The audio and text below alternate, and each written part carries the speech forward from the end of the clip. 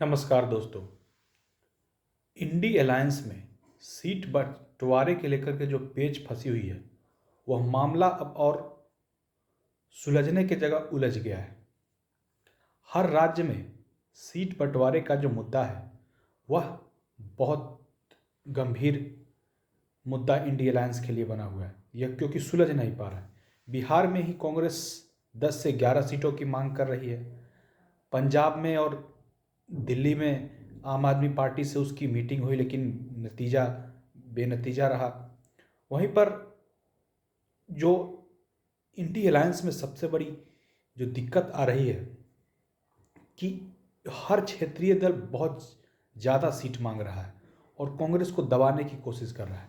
आप यूपी में ही देख लीजिए। यूपी में कांग्रेस चाहती है कि सपा और बसपा एक साथ आकर के चुनाव लड़े, लेकिन सपा और बसपा दोनों एक दूसरे पर जिस प्रकार से अटैक कर रहे हैं, लगता नहीं कि दोनों एक साथ आकर के चुनाव लड़ेंगे, यानी दूर की कौड़ी नज़र आ रही है। तो इन सब चीज़ मुद्दों के बावजूद अगर देखिए तो जिस प्रकार से नैरेटिव देश में सेट हो रहा है विपक्ष के खिलाफ, लोग विपक्ष का मजाक उड़ा रहे हैं और विपक्ष का मजा ले रहे हैं। ऐसा विपक्ष आज तक भारत की राजनीति में नहीं देखा गया था, जिसके पास न कोई विजन है, न कोई मैनिफेस्टो है, न कोई घोषणा पत्र है, न कोई नेता है, न कोई नियत है, न कोई नेतृत्व करता है और उसके साथ साथ कोई मुद्दा भी नहीं है। तो इन सब मुद्दों से किस प्रकार से आप एक नरेंद्र मोदी जैसे एक करिश्माई नेतृत्व का सामना कर पाएंगे, यह बहुत बड़ा सवाल है विपक्ष के सामने। लोकतंत्र में सत्ता पक्ष और विपक्ष दोनों मजबूत होता है, तभी लोकतंत्र मजबूत होता है।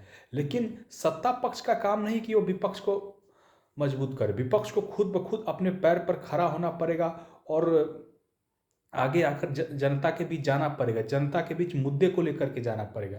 कभी मीडिया पर तो कभी ईवीएम पर तो कभी जनता पर ही सवाल उठा करके आप चुनाव नहीं जीत सकते हैं। चुनाव जीतने के लिए सबसे ज़रूरी चीज़ है कि आपके पास क्रेडिबिलिटी फेस होना चाहिए, जनता में आपकी विश्वसनीयता होनी चाहिए, एक ऐसा नैरेटिव होना चाहिए, एक ऐसा मुद्दा होना चाहिए जो जनता के सरोकार से जुड़ा हुआ हो। विपक्ष के पास ये सोचने वाली बात है कि 10 साल होने को आए और विपक्ष के पास एक भी मुद्दा नहीं बन पाया।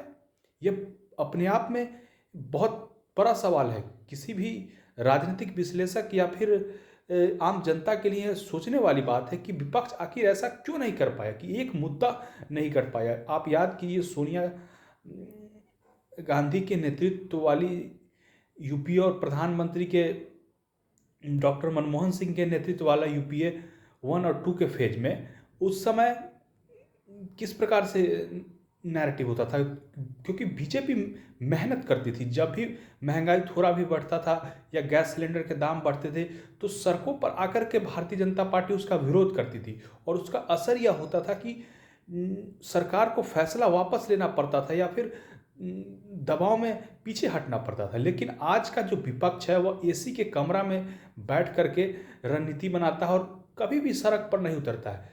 और इस प्रकार की इससे राजनीति नहीं होती। राजनीति करने के लिए सबसे मेहनत आपको हार्डकोर करना पड़ेगा। राहुल गांधी भले ही मेहनत कर रहे हैं लेकिन वो मेहनत उतनी जायज़ नहीं हो पा रही है, क्योंकि उनके पास वो करिश्माई फेस नहीं है और वो विश्वास नहीं जनता में जमा पा रहे हैं। यही कारण है कि कांग्रेस की आज इतनी दुर्दशा और इंडी अलायंस का ये हश्र हो रहा है।